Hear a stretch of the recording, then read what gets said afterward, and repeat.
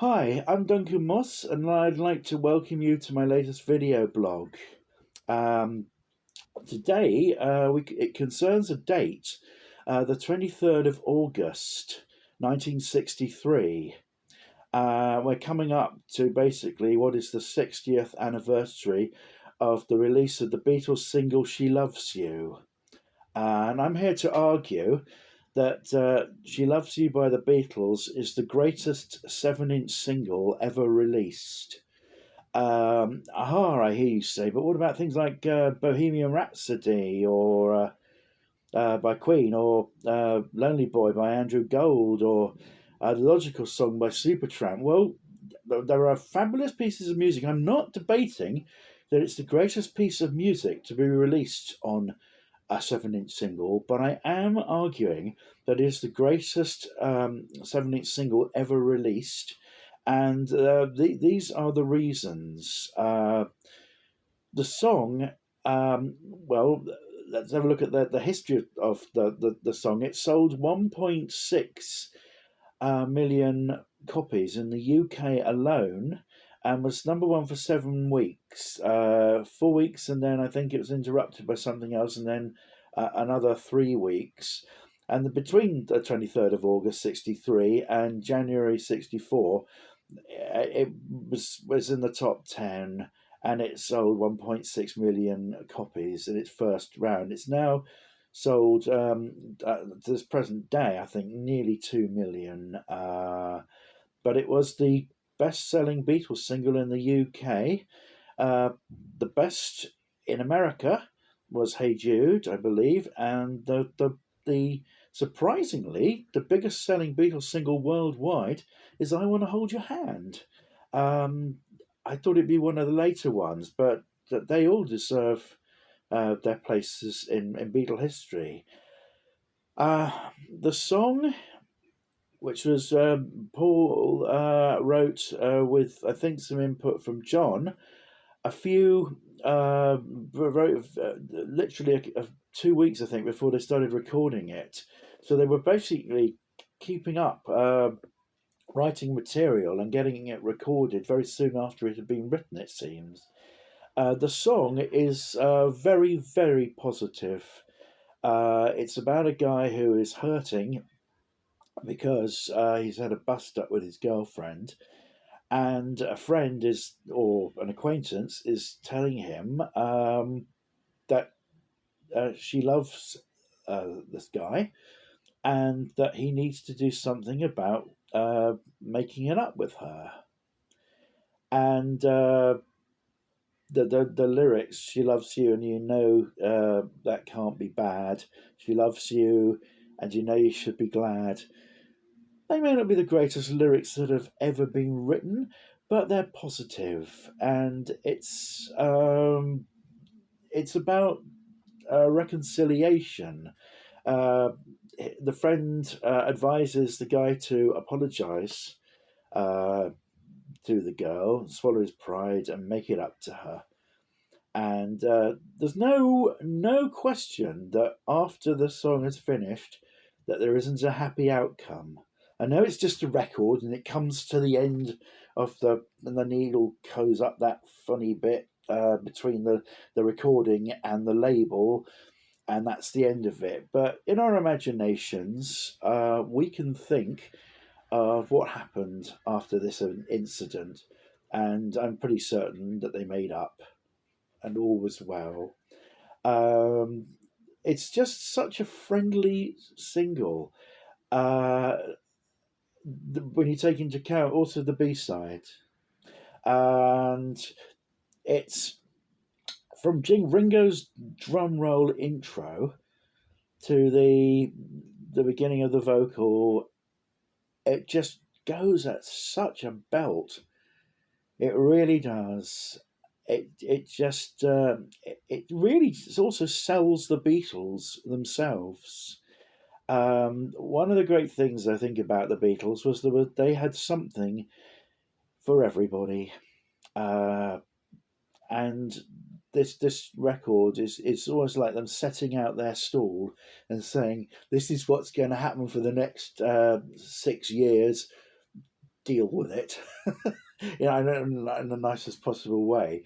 They're certainly setting their stall out with this single, and it just goes along at such a pace.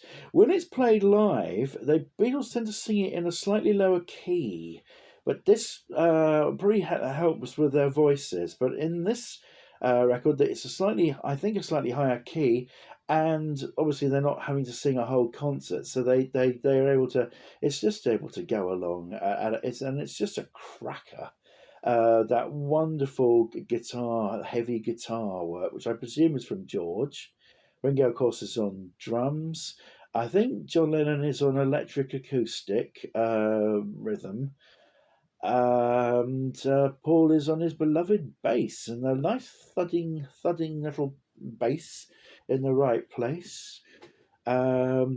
Just and I think it's all three, John, Paul, and George singing the vocals. Certainly the chorus, and it's just magic. It's absolute magic. And the B side is also just as friendly. It's called "I'll Get You," but it's not. It doesn't. It's not quite as abrasive as it sounds. It's just saying to somebody that I've been in love with you for yonks, and I'm not going to give up. Um, I could say it about a certain friend of mine, but I won't because I don't want to get a black eye. But it's a very friendly. Imagine I'm in love with you. It's easy because I know I've imagined. Oh, I've imagined I'm in love with you many times before. It's not like me to pretend, but I'll get you. I'll get you in the end. Yes, I will. I'll get you in the end. And a very cheeky, oh yeah, oh yeah. So it's rather cheeky, but it really does just make up the whole single as a very enjoyable uh, piece of music. And I've got here an original copy, 60s copy of "She Loves You," built, uh, which was bought by my folks when I was just a baby. I'd been born by this time, and they it's on the Parlophone label, that lovely label with the 45. Uh, Now I know there's some numbers on partly on the record that I can find out exactly when my parents bought this. I presume they bought it in 1963 and not right at the end of '64, because that would have meant they were just trying to get in on the bandwagon late as ever. Um, I like to think it was in the heyday of the single, um, but it's I don't know. It's just lovely to have an original single. It's got the where you can push it out if you wanted to. If your record had that funny, very wide middle where you can, well, like in a jukebox. But this one we kept as it is because ours came down on a needle on this little '60s record player where you can put stack five singles at the top, and they come down one after the other, provided the needle lands on the side of the record, and a few times it didn't. So that was the end of the needle, and then you've got "I'll Get You" on the other side, and then we've got comes in the Parlophone, the standard Parlophone uh, wrapper. This may not be the original wrapper because I think we got a few Parlophone records, but we can't tell whether it's. And then on the back, we've got the standard blurb about Ematex, the record cleaner. Make sure you've got to write the stylus is um, in good condition because you'll damage your record if you don't. Some other information I can't remember, but these were standard. This was way before. Certainly about 3.5 or 4 years before the first singles had picture covers. So the reissue had picture covers, but The original didn't. It's just in the standard. Nobody complained. Nobody moaned. I'm just looking at the price, which looks like um, I don't know what that is. If you can see it, I don't know where. Oh, I think it's 6 shillings and uh,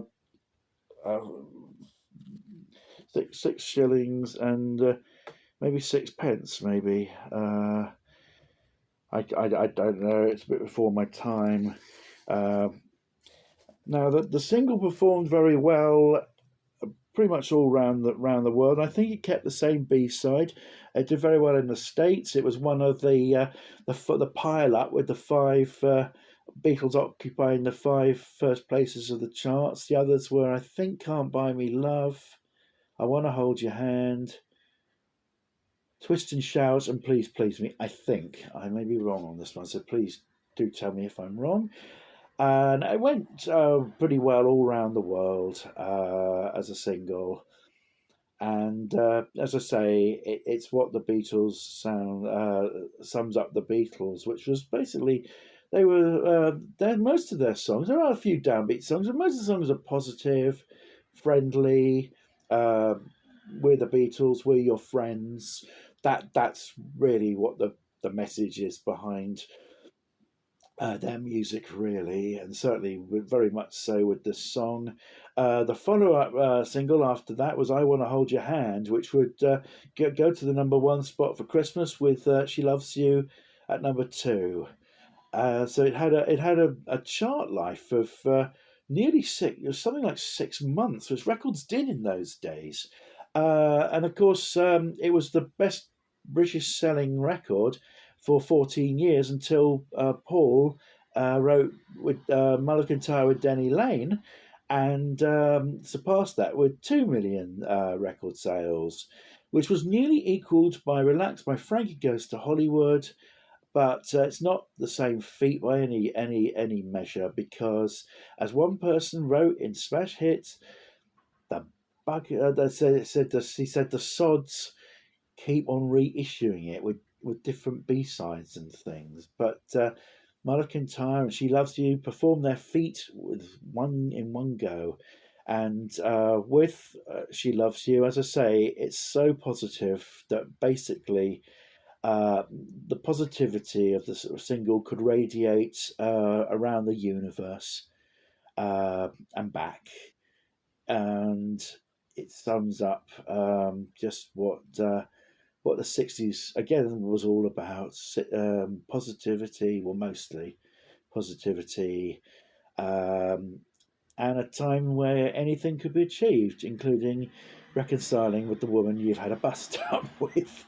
Well, as you know, I love the Beatles dearly, and as I say, happy 60th anniversary, which for the 23rd of August, which is in about 3 or 4 days' time, while this is being done. But uh, if you'd like what I've said, please tick the like button. If you haven't subscribed, it would be lovely to have you if you subscribed.